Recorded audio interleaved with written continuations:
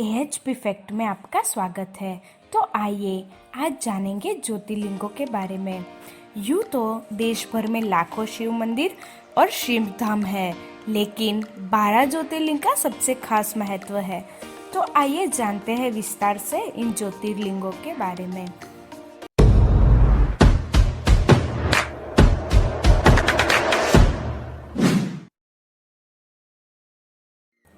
हिंदू धर्म में पुराणों के अनुसार शिव जी जहाँ जहाँ स्वयं प्रकट हुए उन 12 स्थानों पर स्थित शिवलिंगों को ज्योतिर्लिंगों के रूप में पूजा जाता है।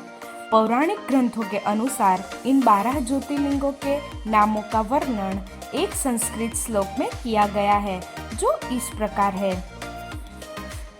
सौराष्ट्र सोमनाथं च श्रीशैले मल्लिकार्जुनम् उज्जयिन्या महाकालम् ओंकारं ममलेश्वरम् परल्या वैद्यनाथं च डाकिन्या भीमशङ्करम् सेतुबन्धे तु रामेशं नागेशं दारुकावने वाराणस्यातु विश्वेशं त्र्यम्बकं गौतमीतटे हिमालये तु केदारं गुष्मेशं च शिवालये एतानि ज्योतिर्लिङ्गानि सायं प्रातः पठेन्नर सप्तजन्मकृतं पापं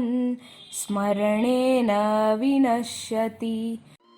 जो मनुष्य प्रतिदिन प्रातः इन ज्योतिर्लिंगों का नाम जपता है, उनके 7 जन्म तक के पाप नष्ट हो जाते हैं। जिस कामना की पूर्ति के लिए मनुष्य नित्य इन नामों का पाठ करता है, शीघ्र ही उस फल की प्राप्ति उसे हो जाती है। इन लिंगों के दर्शन मात्र से भी सभी पापों की मुक्ति मिल जाती है। यही भगवान शिव की विशेषता है। सभी ज्योतिर्लिंग इस प्रकार है। पहला ज्योतिर्लिंग सोमनाथ मंदिर गुजरात के सौराष्ट्र प्रांत के काठियावाड़ क्षेत्र के अंतर्गत प्रभास में विराजमान है, जहाँ का शिवलिंग हवा में तैरता पाया जाता था और इसी क्षेत्र में भगवान श्री कृष्ण ने यदुवंश का संहार करने के बाद अपनी नरलीला समाप्त कर ली थी। जरा नामक व्याध शिकारी ने अपने बाणों के द्वारा उनके चरणों को भेद डाला था। आंध्र प्रदेश के कृष्णा जिले में कृष्णा नदी के तट पर श्रीशैल पर्वत पर श्री मल्लिकार्जुन विराजमान है। इसे दक्षिण का कैलाश कहते हैं। महाभारत के अनुसार श्रीशैल पर्वत पर भगवान शिव का पूजन करने से अश्वमेध यज्ञ करने का फल प्राप्त होता है। श्रीशैल के शिखर के दर्शन मात्र करने से लोगों के सभी प्रकार के कष्ट दूर हो जाते हैं और अनंत सुखों की प्राप्ति भी होती है। तृतीय ज्योतिर्लिंग महाकाल या महाकालेश्वर के नाम से प्रसिद्ध है। यह स्थान मध्य प्रदेश के उज्जैन में है, जिसे प्राचीन साहित्य में अवंतिकापुरी के नाम से भी जाना जाता है। यहाँ भगवान महाकालेश्वर का भव्य ज्योतिर्लिंग विद्यमान है। चतुर्थ ज्योतिर्लिंग ओमकारेश्वर ज्योतिर्लिंग के साथ ही ममलेश्वर ज्योतिर्लिंग भी है। इन दोनों शिवलिंगों की गणना एक ही ज्योतिर्लिंग में की गई है। ओमकारेश्वर स्थान भी मालवा क्षेत्र में ही पड़ता है। पांचवा ज्योतिर्लिंग, यह ज्योतिर्लिंग हिमालय की चोटी पर विराजमान श्री केदारनाथ जी का है। श्री केदारनाथ को केदारेश्वर भी कहा जाता है, जो केदार नामक शिखर पर विराजमान है। इस शिखर से पूर्व दिशा में अलकनंदा नदी के किनारे भगवान श्री बद्री विशाल का मंदिर है। जो कोई व्यक्ति बिना केदारनाथ भगवान के दर्शन किए यदि बद्रीनाथ क्षेत्र की यात्रा करता है, तो उसकी यात्रा निष्फल अर्थात व्यर्थ हो जाती है। छठा ज्योतिर्लिंग, इस ज्योतिर्लिंग का नाम भीमशंकर है, जो डाकिनी पर अवस्थित है। यह स्थान महाराष्ट्र में मुंबई से पूर्व तथा पुणे से उत्तर की ओर स्थित है, जो भीमा नदी के किनारे सह्याद्री पर्वत पर है। भीमा नदी भी इसी पर्वत से निकलती है।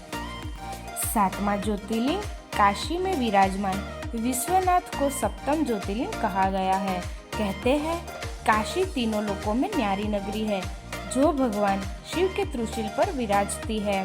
विश्वेश्वर ज्योतिर्लिंग उत्तर प्रदेश के वाराणसी जनपद के काशी नगर में अवस्थित है। इसे आनंद वन, आनंद कानन, अविमुक्त क्षेत्र तथा काशी आदि अनेक नामों से जाना जाता है। 8वें ज्योतिर्लिंग को त्र्यंबकम के नाम से भी जाना जाता है। यह नासिक जिले में पंचवटी से लगभग 18 मील की दूरी पर है। यह मंदिर ब्रह्मगिरी के पास गोदावरी नदी के किनारे स्थित है। इसे त्र्यंबकम ज्योतिर्लिंग, त्र्यंबकेश्वर शिव मंदिर भी कहते हैं। यहाँ ब्रह्मगिरी नामक पर्वत से गोदावरी नदी निकलती है। जिस प्रकार उत्तर भारत में प्रवाहित होने वाली पवित्र नदी गंगा का विशेष आध्यात्मिक महत्व है, उसी प्रकार दक्षिण में प्रवाहित होने वाली इस पवित्र नदी गोदावरी का विशेष महत्व है। 9वां ज्योतिर्लिंग वैद्यनाथ है। यह स्थान झारखंड प्रांत के संथाल परगना में जसीडीह रेलवे स्टेशन के समीप में है। पुराणों में इस जगह को चिंताभूमि कहा गया है।